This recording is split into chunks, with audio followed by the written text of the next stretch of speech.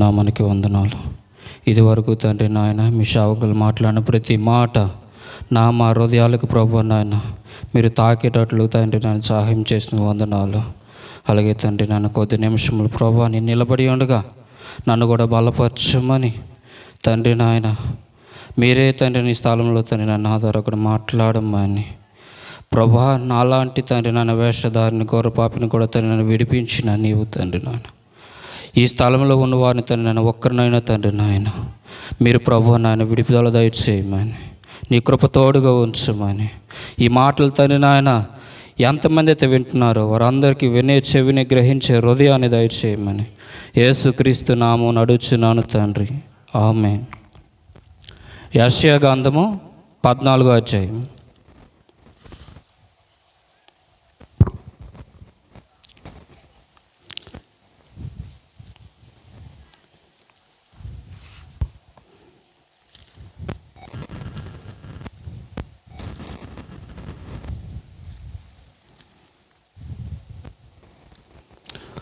ఒకటో వచనం చదువుకుందాము. ఏలయనగా యెహోవా యాకోబునందు జాలిపడును ఇంకను ఇశ్రాయేలును ఏర్పరచుకొనును వారిని స్వదేశములో నివసింపజేయును పరదేశులు వారిని కలుసుకొందురు వారు యాకోబు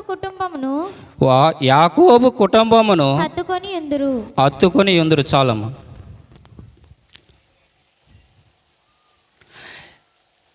యాకోబు జీవితం గురించి, అబ్రహాము ఇషాకుల గురించి మీ అందరికీ చాలా బాగా తెలుసు. ఎందుకంటే కొన్ని వందల సార్లు ఈ మాటలు వినుంటారు కదా. ఏసావు గురించి కూడా తెలుసు. తల్లిదండ్రులు సంపాదించిన ఆస్తి పిల్లలకి వస్తుంది. తల్లిదండ్రులు సంపాదించిన ఆస్తి పిల్లలకి వస్తుంది. అవునంటారు కాదంటారు? లేదా ఒక తండ్రికి 2 కుమారులు ఉంటే 2కి ఆస్తి వస్తుంది కదా. అయితే చిన్న ప్రశ్న ఏంటంటే ఇషాకు వలన యాకోబుకి ఎంత ఆస్తి వెళ్ళింది? ఎంత ఆస్తి అయింది కాదంటే ఏ ఆస్తి అయినా వెళ్ళిందా? ఇషాకు వలన యాకోబుకి ఏ ఆస్తి కూడా వెళ్ళలేదు. ఎందుకు అంత కట్ట చెప్తున్నానంటే యాకోబు అన్నను మోసపుచ్చాడు. ఆ తర్వాత వచ్చేమో అన్న చంపేస్తాడేమనేసి తల్లి భయపడి అప్పటికప్పుడే బయట ఎక్కడ ఉన్నాడు అన్న ఇంటికి వచ్చేలోపే యాకోబుని పంపించేయాలి. తన అన్నకు కనబడకుండా పంపించేయాలి. ఆ తర్వాత తల్లి ఎప్పుడు మరణమైందో ఇషాక్కి యాకోబుకి తెలియదు. ఎందుకంటే ఎప్పుడు మరణమైందో తెలియదు. అప్పటికి యాకోబు తిరిగి వచ్చేటప్పటికి ఇషాక్ కూడా లేడు, చనిపోయారు. ఎందుకు అంటే యాకోబుకి అబ్రహాము సంపాదించిన ఆస్తి ఇషాకు వచ్చింది. ఆ తర్వాత ఇషాకు ఆస్తి ఏసావుకి వెళ్ళింది, కానీ యాకోబుకి ఏమాత్రం కూడా రాలేదు. అబ్రహాము బహు ధనవంతుడు, గొప్పవాడు అని బైబిల్ గ్రంథం చెప్తుంది. ఆ తర్వాత అబ్రహాము ఆస్తి వల్ల ఇషాకు ధనవంతుడు, ఇషాకు వల్ల ఏసావు ధనవంతుడు అయ్యాడు. కానీ ఆస్తి రాలేదు. కానీ అబ్రహాము ఏ ప్రాంతాల్లో అయితే తిరిగాడో, ఆ తర్వాత ఇషాకు ఏ ప్రాంతంలో అయితే నివసించాడో, ఈ యొక్క భూభాగం మాత్రము యాకోబు యొక్క సంతానము స్వాస్యముగా పొందుకుంది. యాకోబు యొక్క సంతానము స్వాస్యముగా పొందుకుంది. ఎందుకు? దేవుడు యాకోబుని జాలిపడ్డాడు, యాకోబుని ఇంకా కోరుకున్నాడు. ఎందుకంటే ఏసావు ఏ స్థలంలోనైనా సరే ప్రార్థన చేసినట్టు కానీ, తన తప్పులు ఒప్పుకున్నట్టు కానీ, బలిపీఠం కట్టినట్టు కానీ బైబిల్ గ్రంథంలో ఎక్కడా కనబడదు. ఏసావు ప్రార్థన చేసినట్టు కానీ, లేదా తన తప్పులు ఒప్పుకున్నట్టు కానీ, ఒక బలిపీఠం కట్టినట్టు కానీ కనిపించదు. కానీ యాకోబు ప్రార్థన చేయడము బైబిల్ గ్రంథంలో చూస్తాం. నూనె రాసి ఇది దేవుని మందిరమే అని చెప్పడము బైబిల్ గ్రంథంలో చూస్తాం. ఇంకొకటి ఏంటంటే దేవునితో పోరాడి తన పేరుని దేవుడి ద్వారానే, మనుషుల ద్వారా కాదండి, దేవుని ద్వారానే మార్చుకున్నట్టుగా చూస్తాం. ఇక మీదట నీ పేరు ఇశ్రాయేలే కానీ యాకోబు అనబడదని ఎవరు చెప్పారు? దేవుడు చెప్పాడు. మారు మనసు పొందే అవకాశము యాకోబు పొందుకున్నాడు.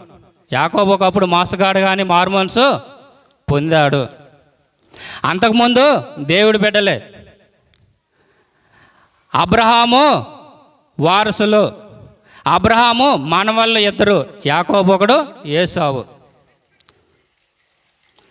అబ్రహాము తర్వాత ఇషాకు కూడా దేవునికి ఇష్టంగానే బ్రతికాడు. కానీ ఏసావు మాత్రం ఎందుకు తప్పిపోయాడు? ఇంకా చెప్పాలంటే రోమా సామ్రాజ్యం ఇంకా అలాంటివి ఎన్నో సామ్రాజ్యాలకు అధిపతులుగా ఉన్నారు. కానీ ఆ సంతానము దేవుడిని ఎరిగినట్టు కానీ దేవుడు రక్షించినట్టు కానీ బైబిల్ గ్రంథంలో కనిపించదు. కానీ ఇశ్రాయేలుని మాత్రం కోరుకున్నాడు. ఇంకను ఆయన జాలి పడ్డాడు. ఇంకా ఈ ప్రాంతంలో చాలామంది ఉన్నారు. మీ తాతల దేవుని తెలుసుకునే వారు ఉన్నారు, మీ తండ్రుల దేవుని తెలుసుకున్న వారు ఉన్నారు, మీ తల్లుల దేవుని తెలుసుకున్న వారు ఉన్నారు. కానీ మీ జీవితం ఎలాగుంది? మీ జీవితము ఎలాగుంది? దేవునికి ఏమైనా ఇష్టకరంగా ఉందా? దేవుడు ఏమైనా మెచ్చుకునేటట్టుగా ఉందా? దేవుడు కోరుకునేటట్టు ఏమైనా ఉందా? ఒకసారి ఆలోచించాలి. మీ తల్లిదండ్రుల ఆస్తులు మీకు రావచ్చు, కానీ అవి వచ్చినా రాకపోయినా మీ తల్లిదండ్రుల యొక్క పాపములు, తాత ముత్తాతల యొక్క పాపములు, తండ్రుల దోషములు కుమారుల మీదకి దేవుడు రప్పిస్తాడు.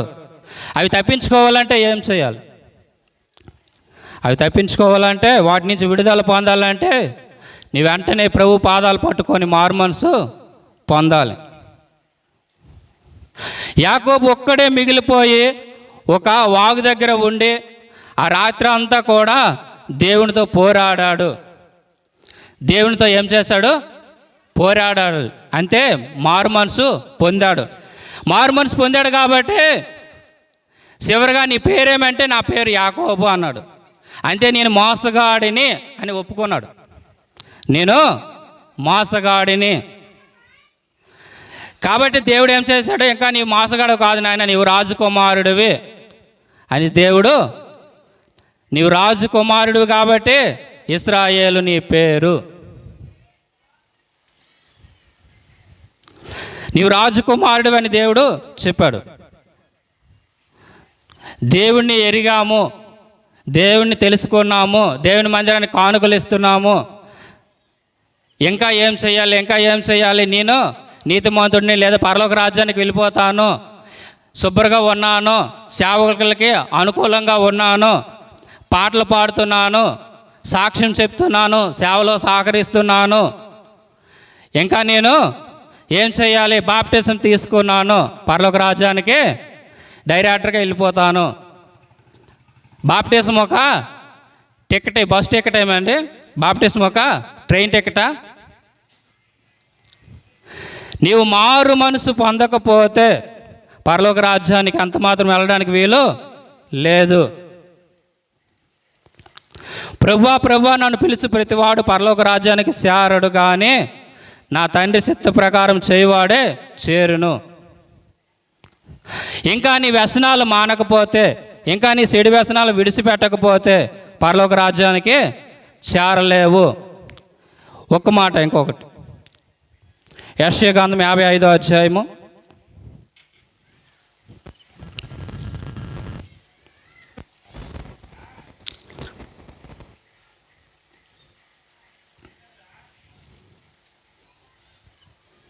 7వ వచనం. భక్తిహీనులు తమ మార్గములను ఎడవవలెను, దుష్టులు తమ తలంపులను మానవలెను.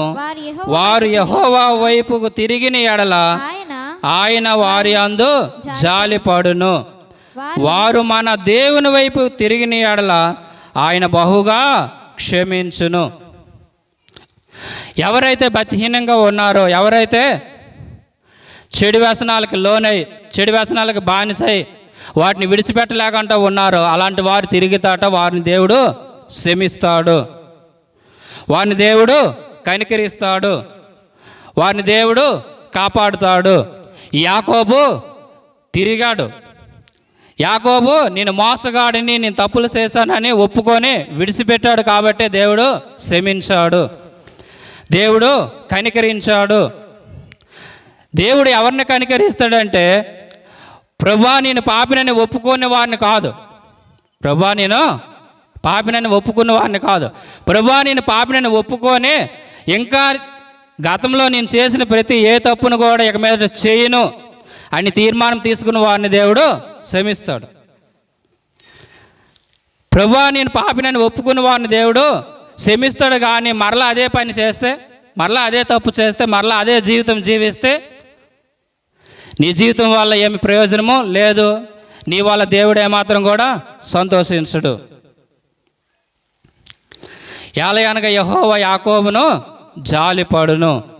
ఆయన ఇంకా కోరుకుంటున్నాడు, ఇంకైనా వస్తావు, ఈ సంవత్సరమైనా వస్తావు, ఈ నెలలోనైనా వస్తావు నా సన్నిధికి, నా రెక్కల నీడకి అని ఆయన ఆశపడుతున్నాడు. కాబట్టి దేవుడు ఇంకా మనకి ఆయుస్సు ఉండగానే భూమి మీద దేవుడు కరుణాస్తము మనపై ఉండగానే మనం ఆయన పాదాల దగ్గరికి రావడము మన జీవితాలకు చాలా ప్రయోజనకరము, మీ జీవితానికి చాలా ప్రయోజనకరము. ఒకప్పుడు నేను కూడా క్రైస్తవుడినని చెప్పుకొని బ్రతికేవాడిని. మా చిన్నప్పుడు నాకు 18 సంవత్సరాలు ఇంకా 18 సంవత్సరాలు వచ్చి ఉంటాయి అనుకుంటాను. ఆ టైం అప్పుడు అనమాట మా అమ్మగారు అనారోగ్య పరిస్థితిగా వెళ్తే, మా తండ్రి లేడు, మా చిన్నప్పుడే చనిపోయాడు. నాకు 6 సంవత్సరాల వయసు అప్పుడే మా తండ్రి చనిపోయాడు. ఆ తర్వాత వచ్చాము, ఇంకా కొన్నాళ్ళకి అలాగే జరుగుతుంటే మాకు ఇంకా ఎవరికి పెళ్ళిళ్ళు కాలేదు. మేము నలుగురము, మా కుటుంబము, మా తల్లికి 4 పిల్లలము, 2 ఆడపిల్లలు 2 మగ పిల్లలు, 4. దేవుడు వచ్చాము. అసలు యేసుప్రభు అంటేనే మాకు గిట్టదు, యేసుప్రభు అంటేనే గిట్టదు. ఎవరైనా యేసయ్య గురించి చెప్తే కానీ అసలు వాళ్ళు అంతవైపు చూస్తే ఇటు ఎంత దూరాన్ని వెళ్ళిపోయేవాళ్ళం. ఎవరైనా పాంప్లెట్లు ఇస్తున్నా సరే అసలు తీసుకునేవారమే కాదు. తిరిగి వాళ్ళని ప్రశ్నించేవాళ్ళం, తీసుకోండి అయ్యా, చదవండి అయ్యా, పర్లేదంటే మేము ప్రసాదిస్తాం, మీరు తీసుకుంటారా? మీరు పాంప్లెట్లు మేము తీసుకుంటాం, మేము ప్రసాదం ఇస్తాం, తీసుకుంటారా? మీరు మా దగ్గరికి వచ్చి మా ఫంక్షన్లో భోజనాలు చేస్తారా అనేసి అడిగేవాళ్ళు. అయితే ఒక దినాన్న మాలో ఎవరికి పెళ్ళిళ్ళు కాలేదు, మా తండ్రి చిన్నప్పుడే మరణించారు. సైతాను యొక్క చీకటి, రామయ్య తండ్రి అంటారు కదా, మీలో చాలామందికి తెలిసి ఉండవచ్చు, తెలియకపోవచ్చు. కానీ అది అంటూ వచ్చి మీరు నాకు సంబరం చేయకపోతే ఒప్పను అనేసి అనమాట మా తల్లిగారికి మరణ పడకలో బంధించింది. సంబరం చేయకపోతే నేను ఊరుకోనని. మా తల్లిగారు ఎదవరాలు, మాలో ఎవరికి వివాహం కాలేదు, ఎలా సంబరం చేయగలం? ఎన్ని ముడుపులు వేసినా ప్రయోజనం లేదు, ఎన్ని మొక్కులు మొక్కినా ప్రయోజనం లేదు. అటువంటి పరిస్థితుల్లో ఒక క్రైస్తవ సహోదరి ఒక మాట మా తల్లిగారి దగ్గరికి వచ్చి చెప్పింది. ఏంటంటే, అమ్మా ఎన్నాళ్ళుగా నువ్వు బాధపడుతున్నావు, నీ పిల్లలకి నీవే దిక్కు, ఒకరికి కూడా వివాహం చేయలేదు, ఇలాంటప్పుడు నీకు ఏమైనా జరిగితే నీ పిల్లల పరిస్థితి ఏంటి అనేసి అంటే మా తల్లిగారు అప్పుడు ఆలోచించడం మొదలుపెట్టింది. అంతకుముందు యేసుప్రభు గురించి చెప్తే వాళ్ళ దగ్గరికి కూడా వెళ్ళేవాళ్ళం కాదు, వాళ్ళు మా దగ్గరికి వస్తే మేము ఎడంగా ఉండేవాళ్ళం. ఎందుకంటే ఇప్పుడు మరణకరమైన పరిస్థితులు కాబట్టి మా తల్లి వినడానికి ఇష్టపడి అమ్మ సాయంత్రము మీ పాస్టర్ గారిని, మీ అయ్యగారిని తీసుకొని రాయమ్మ, సాయంత్రం మీ అయ్యగారిని తీసుకొని రాయమ్మ, ప్రార్థన చెయ్యాలి అనేసి అంతే. ఆ రోజు వచ్చారు. అయ్యగారు వచ్చి ప్రార్థన చేశారు. ప్రార్థన చేసిన తర్వాత వచ్చాము. ఆ రాత్రి సైతాన్ యొక్క పటాలన్నీ తీసివేయడం జరిగింది. ఆ అయ్యగారు తీశారు. అయితే అప్పటికి దగ్గర 40 రోజుల నుంచి బాగలేని మనిషి మరుసటి రోజుకి లేచి కూర్చున్నది. లేచి కూర్చొని తన పనులు తాను చేసుకోగలిగింది. దగ్గర 40 రోజులుగా బాగలేని మనిషి ఒక రోజులోనే మార్పు జరిగింది. తన పనులు తాను చేసుకోగలిగింది. అప్పటి నుంచి యేసుప్రభువే నిజమైన దేవుడని తెలుసుకోవడం జరిగింది. ఇది వరకు నా క్రైస్తవ్యం. అప్పటి నుంచి నేను కూడా బైబిల్ చదివేవాడిని, పాటలు పాడేవాడిని. నేను చేసే పని తాపి పని నేర్చుకున్నాను. ఆయా స్థలాల్లోకి బెంగళూరు, చెన్నై, కోయంబత్తూరు, ఒకసారి హైదరాబాదు, విశాఖపట్నం ఇలా వెళ్ళేవాడిని. అయితే నేను క్రైస్తవుడిని, సినిమాలు చూస్తున్నాను క్రైస్తవుడిని, వేషధారణగా జీవిస్తున్నాను ఒక క్రైస్తవుడిని అని అనుకునే బ్రతుకు నాది. ఇలాంటి పనులు చేస్తూ ఉంటున్నా నేను ఒక క్రైస్తవుడిని అనేసి అనుకునేవాడిని. ఆ తర్వాత వచ్చాము, మా ఆడపిల్లలకి వివాహాలు అయినాయి.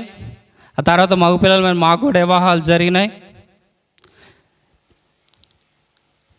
నా వివాహం కూడా చెప్పుకుంటే క్రైస్తవ వివాహమే, పేరుకే క్రైస్తవ వివాహమే. సరైన మారు మనసు లేని జీవితం నాది, అయినా క్రైస్తవ వివాహమే జరిగింది. ఈ కాలము సేవకులు అందరి గురించి చెప్పట్లేదు సుమా. కొంతమంది మందిరానికి వచ్చారా, కానుకలేసారా, ఆ తర్వాత వచ్చేమో వెళ్ళిపోయారా, అంతవరకు వాళ్ళ జీవితం ఎలాగో ఉంది, వాళ్ళ ప్రవర్తన ఎలాగో ఉంది, వాళ్ళు వేసే కానుక దేవుడు అంగీకరించేదేనా, దేవుడు ఇష్టపడిందేనా అని ఆలోచించేవారు కాదు. ఇలాగే జరుగుతున్నప్పుడు వచ్చాము, ఒక దినాన్ని అనుకోకుండానే నా కుమారుడికి బాగలేక చనిపోయాడు. నాకు 2 పిల్లలు, ఒక బాబు ఒక పాప. అనుకోకుండానే 5 సంవత్సరాల బాబు మరణించాడు. అనుకోకుండానే ఒక బెయిన్ సోమర్ అనే ఒక వ్యాధి వచ్చింది, మరణించాడు. అది వరకు నాకు తెలియదు నేను నిజమైన క్రైస్తవుడిని కాదు అని. అది వరకు నాకు తెలియదు నేను మారు మనసుకు పొందిన క్రైస్తవుడిని కాదు అని. నిజంగా చెప్తున్నాను, సినిమాలు చూసేవారు నిజమైన క్రైస్తవులు కాదు, సీరియల్కి ఇష్టపడి చూసేవాళ్ళు నిజమైన క్రైస్తవులు కాదు, వేషధారణగా జీవిస్తూ ఇంటిలో ఒకలాగా ఈదిలో ఒకలాగా జీవించే వాళ్ళు నిజమైన క్రైస్తవులు కాదు, మందిరంలో ఒకలాగా బయట ఒకలాగా జీవించే వాళ్ళు నిజమైన క్రైస్తవులు కాదు. ఇలాంటి బ్రతికే నేను బ్రతికాను. ఆ తర్వాత కొన్ని దినాలకే ఒక ప్రాంతం నుంచి మరొక ప్రాంతానికి మా సొంత ఊరికి వచ్చాం. కుటుంబంలో కొన్ని కలహాలు, కొన్ని గొడవలు జరిగాయి. అక్కడ ఇష్టపడక మా తండ్రి చనిపోయిన తర్వాత వచ్చి మా తాతగారు ఊరు వెళ్ళిపోయాం. మా అమ్మమ్మ వాళ్ళ ఊరు. 4 పిల్లలతో ఒక తల్లి, ఒక స్త్రీ పెంచలేక, అక్కడ ఉండడానికి మంచి అనుకూలమైన పరిస్థితులు లేక మా తాత మా అమ్మమ్మ తీసుకుని వెళ్ళిపోయారు. మేము పెరిగి పెద్ద వివాహాలు జరిగి మా అందరికీ బిడ్డలు పుట్టిన తర్వాత, నా కుమారుడు చనిపోయిన తర్వాత అప్పుడు నేను మరలా మా తండ్రి యొక్క నివాసం స్థలానికి రావడం జరిగింది. దెబ్బ తిన్న తర్వాత, నష్టము పొందిన తర్వాత నేను వచ్చాను. ఏ స్థలం నుంచి అయితే వెళ్ళిపోయామో అదే స్థలానికి మరలా నేను వచ్చాను. ఆ స్థలంలో ఉన్నప్పుడు ఒక 2 రోజుల తర్వాత ఇక్కడికి వచ్చిన సహవాసం తాలూకా ఒక సహోదరులు నాకు కలిచారు. మీరు యేసయ్యని నమ్ముకున్నారా? మేము నమ్ముకున్నాం. ఎక్కడికి వెళ్తున్నాం, ఎక్కడికి వెళ్ళడంలో తెలియదు. ఈ మధ్యనే ఈ ప్రాంతానికి వచ్చాం. అనేసి అంతే, మా దగ్గరే మందిరం ఉంది, మా ఇంట్లోనే క్రూడికి జరుగుతుంది, ప్రార్థన జరుగుతుంది, రండి అంటే వెళ్ళాం. అప్పటికి అంతకుముందు నేను ఎంతో పాపిష్టి జీవితం జీవించాను, అది వరకు నాకు సరిగా అర్థం కాలేదు. తల్లిదండ్రులు చేసిన పాపాలు పిల్లల మీదకు వస్తాయని ఏ ఒక్కరు కూడా విడదీసి చెప్పలేదు. వంశధారంపర్యంగా ఆస్తులు వస్తాయన్నది అనుకుంటాం, కానీ మీ తాత చేసిన పాపం, మీ తండ్రి చేసిన పాపం, మీ తల్లి చేసిన పాపం, మీ అమ్మమ్మ చేసిన పాపం, మీ నాన్నమ్మ చేసిన పాపము మీ మీదకు వస్తుందని మీరు ఎప్పుడు కూడా ఊహించరు. నేను కూడా అలాగే ఊహించలేదు. వారి యొక్క దోషాలను బట్టి, వారి యొక్క తప్పులను బట్టి, లేదా నేను చేసిన పాపంను బట్టి, నేను మారు మనసు పొందకపోవడం బట్టి చిన్నప్పుడే 5 సంవత్సరాల బాబు మరణించాడు. ఇటు జీవితము, ఇటు పరిస్థితి ఎవరికి రాకూడదు. చాలా బాధపడిన. అలాంటి పరిస్థితుల్లో పనులు లేక ఇబ్బంది పడుతుంటే అప్పుడు జగన్మోహన్ రెడ్డి కొత్తగా గెలిచాడు కదా, ఇసుక సెడాలను ఆపేశారు. ఇసుక ఆపేస్తే ఏట్లో నుంచి ఇసుక మోయడానికి వెళ్తుంటే చెడాలన నడుము నొప్పి. ఏంటి నడుము నొప్పి, ఎప్పుడు లేదనేసి వెళ్తే నడుము పగులిచ్చింది, నీ నడుము ఇరిగిపోయింది అని డాక్టర్ చెప్పారు.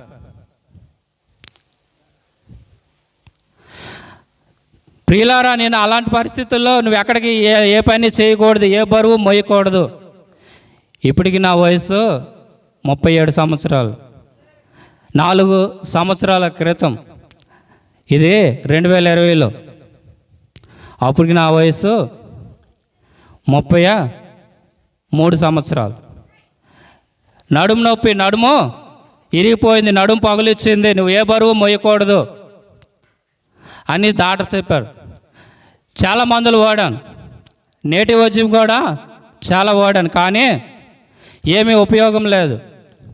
సహోదరులు పరిచయం అయ్యారు, ఆ తర్వాత వచ్చి ప్రార్థన చేశారు. తర్వాత టోవస్ట్పురం మీటింగ్లు అయితే నన్ను తీసుకొని వెళ్ళారు. అక్కడ కూడా సరిగా కూర్చోలేని పరిస్థితి. ఒక కుర్చీ కానీ ఒక గోడ కానీ సపోర్ట్ తెచ్చుకొని కూర్చునేవాడిని. ఆ తర్వాత ఆ స్థలంలో ఉన్న కొంతమంది దైవజనుల చేత ప్రార్థన చేయించారు. దేవుడు నాకు పూర్తి స్వస్థత ఇచ్చాడు. కానీ ఇంకా నాకు మారు మనసు రాలేదు. ఇలాంటి కోటాలే మా ప్రాంతంలో పెట్టారు. 3 దినాలు ఉజ్జీవ కోటాలని పెడితే దేవుడు అప్పుడు నన్ను పట్టుకున్నాడు. ఇంకా నీ పాపము దాగి ఉంది, ఇంకా ఎన్నాళ్ళు వేషధారిగా జీవిస్తావు అనేసి దేవుని సేవకులు చెప్పినప్పుడు దేవుడు నన్ను పట్టుకున్నాడు. అప్పుడే నేను నిర్ణయించుకుని, ఇంటి దగ్గర నా భార్య అంత మాత్రం ఒప్పుకోలేదు. మారు మనసు పొందడానికి, ఒంటరిగా ఉండి ప్రార్థన చేసుకోవడానికి ఒప్పుకోకపోతే ఎంత మాత్రమైన లేదు, ఈసారి నేను ఖచ్చితంగా వెళ్ళవలసిందే అనేసి ఇదే స్థలానికి నేను రావడం జరిగింది. ఇక్కడ 3 దినాలు ఉన్న ఆ తర్వాత టోవస్ట్పురం మీటింగ్లో అయితే అక్కడికి వెళ్ళాం. ఆ తర్వాత విజయవాడలో ఉండి ప్రార్థన చేసుకొని మరలా వెళ్ళడం జరిగింది. ప్రియులారా,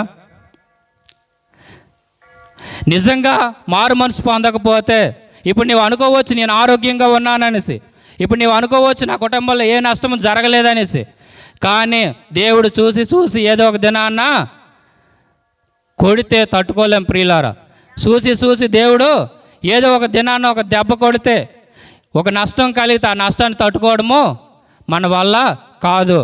నేను ఆ నష్టాన్ని అనుభవిస్తున్నాను కాబట్టి చెప్తున్నాను. నాలాంటి నష్టము ప్రియులారా మీలో ఎవరికి కలగకూడదని చెప్తున్నాను. ఇప్పటికైనా నీ వేషధారణ జీవితాన్ని మార్చుకోకపోతే, ఇప్పటికైనా నీ ఒక ప్రవర్తన దిద్దుకోకపోతే, ఇప్పటికైనా నీ యొక్క చెడు అలవాటును విడిచిపెట్టకపోతే ఖచ్చితంగా దేవుడు చూసి చూసి ఒక మొట్టికాయ వేస్తాడు. దేవుడు చూసి చూసి తన కళ్ళు అలర్ చేశాడంటే మనం ఏమవుతామో తెలియదు. ఎంతోమంది ప్రయాణమై ఇలా వెళ్ళి అలా వస్తారో రాదో తెలియని పరిస్థితి. మా ఊర్లో తండ్రి కూతురు దగ్గరే 3 కిలోమీటర్ల దూరమే పోస్ట్ ఆఫీస్కి వెళ్ళి పోస్టులో డబ్బులు కట్టి వస్తామనుకొని వెళ్ళారు. వెళ్ళినా దగ్గర ఒక పావు గంటలోపే వాళ్ళకి కొంచెం యాక్సిడెంట్ జరిగింది. ఆ పాపకి కొత్తగానే ఇంకా వయసులోకి వచ్చింది ఆ పిల్ల, రైస్తురాలు అయింది. ఆ పిల్లకి వచ్చి 2 కాళ్ళు ఇరిగిపోయినాయి. ఒక క్షణంలో వస్తానని వెళ్ళి ఒక ఆయన వెళ్ళి యాక్సిడెంట్ జరిగి అక్కడికక్కడే మరణించాడు. ప్రియులారా, ఎప్పుడు ఏం జరుగుతుందో తెలియదు. నీవు మారు మనసు పొందకపోతే నీ జీవితము ఎంతకాలం బతికినా, ఎంత డబ్బు సంపాదించినా, బ్యాంక్ బ్యాలెన్స్ పెంచుకున్నా అది వ్యర్థము. ఏశావు గురించి చెప్పాను కదా, ఒక్క పూట ఆహారం కోసం కక్కుర్తిపడి, ఒక్క పూట భోజనం కోసం కక్కుర్తిపడి తన జ్యేష్ఠత్వ హక్కును అమ్మేసుకున్నాడు. అంతే, దేవుడిచ్చే జ్యేష్ఠమైన జీవితాన్ని ఇది నాకు వద్దు, ఈరోజు నాకు భోజనమే కావాలి అనేసి అమ్మేసుకున్నాడు. ప్రియులారా, ఈ పాపపు భోగం కోసము, ఈ పాపపు అలవాట్ల కోసము, పాపపు స్నేహాల కోసము యేసయ్య ఇవ్వబోతున్న శ్రేష్టమైన జీవితాన్ని మీరు వచ్చేమో వదులుకోవద్దు. నీ ప్రాణం నీలో ఉండగానే, ఇంకా నీవు భూమి మీద ఉండగానే, ఇంకా నీకు దేవుడు ఆయుష్య ఉంచగానే నీవు మేలుకొని మారు మనసు పొందితే నీ జీవితానికి మేలు, నీ కుటుంబానికి మేలు. లేదంటే చాలా నష్టపోతావు. నెబుకద్రేజరు లాంటి రాజు 7 సంవత్సరాలు గడ్డి తిన్నాడు అని బైబిల్ గ్రంథంలో చూస్తాం కదా. అలాంటి రాజు, ఆ రాజుకి ఇంకో బిరుదు ఏంటంటే, అప్పుడు అనుకునేవాడంట రాజు, నేను రాజులకు రాజును, మహారాజును అనేసి అనుకునేవాడంట. నాకేమి వస్తుంది అనేసి అంటే దేవుడు ఒక్క దెబ్బతో నిన్నటి వరకు అతనితో తిరిగిన ప్రజలు, అతని వెంట ఉన్న ప్రజలు అతన్ని తీసుకెళ్ళి అడవిలో వదిలేశారు. ఈ దినము నీది, రేపు ఎలా ఉంటుందో, రేపు నీ దినము అవునో కాదో నీకు తెలియదు. కాబట్టి దేవుడు యాకోబునందు జాలిపడ్డాడు. నా దేవుడు నా మీద జాలిపడ్డాడు. పాపిష్టి బతుకునే నన్ను దేవుడు కరుణించాడు. దేవుడు నన్ను క్షమించాడు. మారు మనసు పొందడానికి వచ్చి ఇక్కడ ప్రార్థన చేస్తున్నప్పుడు, టోవస్ట్ ఫారంలో నేను వచ్చాము. ప్రార్థన చేస్తున్నప్పుడు పట్టపగలు రమారమి 10 గంటల టైం అవుతుంది, ఎండే. దేవుడు అప్పుడు నాకు ఒక వాగ్దానం ఆ ఎండలోనే ఇచ్చాడు. నేను కళ్ళు మూసుకుని ప్రార్థన చేస్తుంటే ఎండలో ఒక వాక్యం కనబడుతుంది నాకు పేర్లతో. ఇది నిజం ప్రియులారా. ఏంటో వాక్యం అంటే యోహాను సువార్త 8వ అధ్యాయం.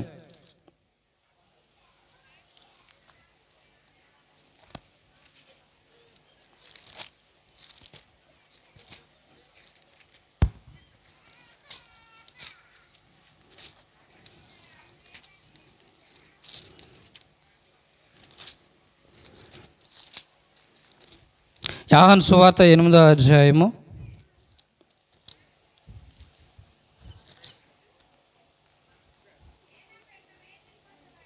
12వ వచనం. మరలా యేసు నేను లోకమునకు వెలుగును, నన్ను వెంబడించువాడు చీకటిలో నడవక జీవపు వెలుగు కలిగి యుండునని వారితో చెప్పెను. కాబట్టి పరిసయ్యులు చాలమ్మ.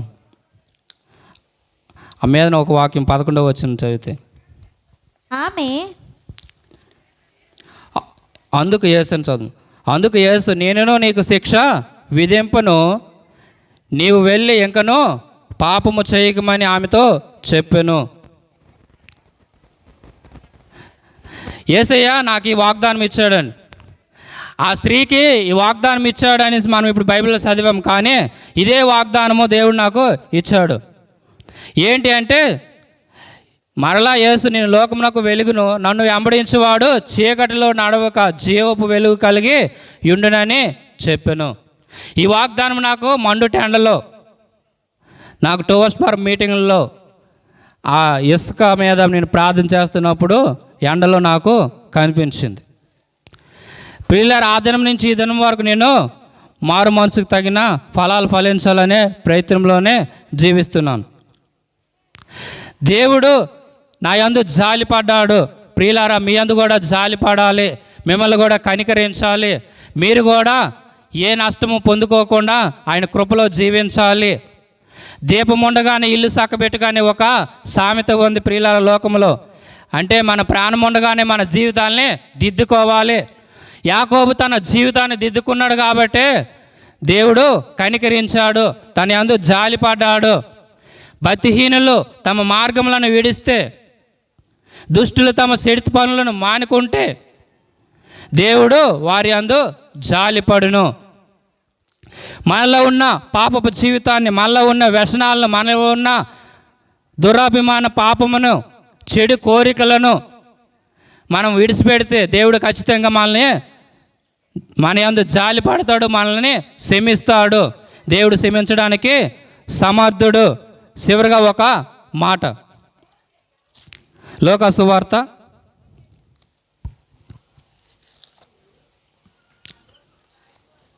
సువార్త 10వ అధ్యాయము 33వ వచనం.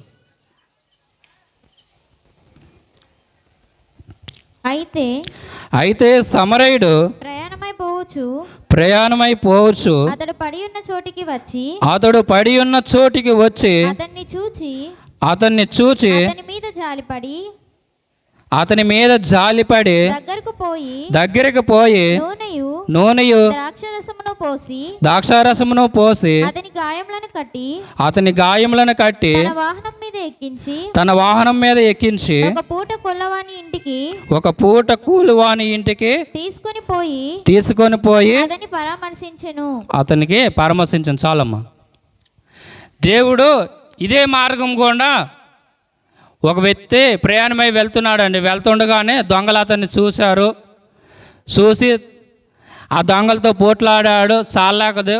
ఆ దొంగలతో ఇద్దరు తడబడ్డారు అనుకుందాం, లేదా ఆ దొంగలు ఒక 4-5 అనుకుందాం. ఇతను ఒక్కడే.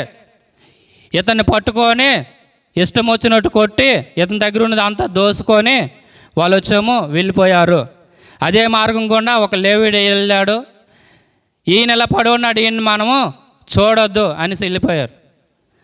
అలాగే ఒక పరిచయుడు వెళ్ళాడు. ఈయన జోలికి వెళ్ళొద్దు, కొర ప్రాణంతో ఉన్నాడు. ఇప్పుడు ఈయనని ఎక్కడికి తీసుకెళ్ళాలి? ఒకవేళ ఏమైనా ఇతన్ని మనం ఏమైనా ముట్టుకొని ఎక్కడికైనా తీసుకెళ్తే ఈ పని ఇతను మనమే చేసామేమో. ఈ రోజుల్లో కూడా యాక్సిడెంట్ జరిగితే దగ్గరికి వెళ్ళకుండా వెళ్ళిపోతుంటారు చాలామంది తప్పించుకొని. ఎందుకు వచ్చిన గొడవ, ఎందుకు వచ్చిన కేసులు అనేసి. అలాగే పరిచయుడు వెళ్ళిపోయాడు, లేవీడు వెళ్ళిపోయాడు, కానీ ఒక సమరయుడు వెళ్ళలేదు. ఆ సమరయుడే ప్రభు అయిన యేసుక్రీస్తు. ఈ లోకంలోనికి చాలామంది వచ్చారు. నేను ఘనమైన వాడిని, నేను గొప్పవాడిని, నాకు ఇన్ని చేతులు ఉన్నాయి, నేను ఎలా జయించాను అలా జయించాను, నేను ఇన్ని యుద్ధాలు చేశాను అనే వాళ్ళు చాలామంది ఉన్నారు. కానీ వాళ్ళెవరు కూడా ఈ లోకానికి పాపిష్టి మనిషి కోసము, మనిషి మరణిస్తే నరకానికి వెళ్ళిపోతాడనేసి తెలిసి ఆ మనిషి కోసం ఇష్టపడి మనిషి మీద జాలితో కనికరించి రక్షించడానికి ఎవరు కూడా రాలేదు. నేను ఇలాంటి వాడిని అలాంటి వాడిని అని చెప్పుకోవడే వచ్చారు, కానీ నిన్ను రక్షిస్తాను, నరకంలో నుంచి నిన్ను తప్పించి స్వర్గానికి తీసుకెళ్తానని చెప్పగలిగిన వాళ్ళు ఎవరు రాలేదు. ఈ వ్యక్తి కూడా దెబ్బలు ఎందుకు తగిలాయి? ఆ మీద వాక్యం చదివితే మనకి అర్థమవుతుంది ఎందుకు దెబ్బలు తగిలాయంటే. మీద చదువుతాం.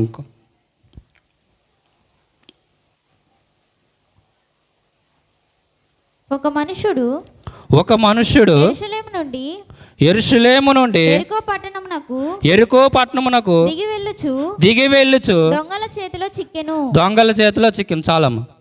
ఎక్కడి నుంచి అంటే వెళ్ళాడు? యెరూషలేము అంటే దేవుడు ఉండే స్థలము, దేవుని ఇల్లు, దేవుని గృహము, దేవుడు నివసించే ప్రాంతము. నేను క్రైస్తవురాలని మందిరానికి వచ్చి పాటలు పాడి చప్పట్లకు వచ్చి ఆత్మను పొందుకునే వాళ్ళు చాలామంది ఉన్నారు.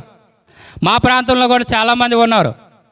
ఒక ఆయన విశాఖపట్నం నుంచి వచ్చి వాళ్ళ మీద చేతులు ఉంచితే డమాల్మని వెనకపడిపోతారు.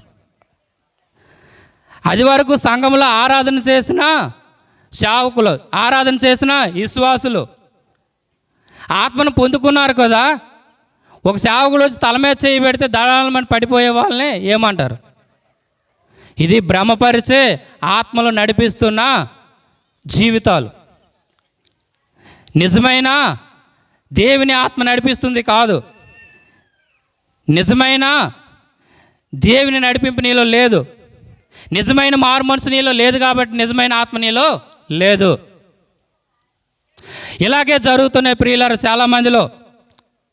ఈ వ్యక్తి అంటే యెరూషలేము నుండి వెరుకోకు దిగాడు, అంటే శపించబడిన ప్రాంతంలోనికి దిగాడు, పాపంలోనికి దిగాడు. ఏ వ్యక్తి అయినా సరే నామకార్థ క్రైస్తవులుగా ఉండి మరలా పాపంలో జీవిస్తే, వ్యభిచారం చేస్తే, తాగుబోతులుగా జీవిస్తే నీ వల్ల నీ కుటుంబానికి ఏ ప్రయోజనము లేదు. తిరిగి శాపాన్ని తీసుకొని వస్తావు. నీ వల్ల నీ కుటుంబానికి ఏ మేలు లేదు, నష్టాన్ని తీసుకొని వస్తావు. ప్రియులారా, అందరం కూడా ప్రార్థన చేసుకుందాం తల ఉంచినట్లయితే. దేవుడు నన్ను మార్చాడు, దేవుడు నన్ను కనికరించాడు, దేవుడు నాకు తన వాగ్దానాన్ని ఇచ్చాడు. ఇక మీద నీవు బతకాలంటే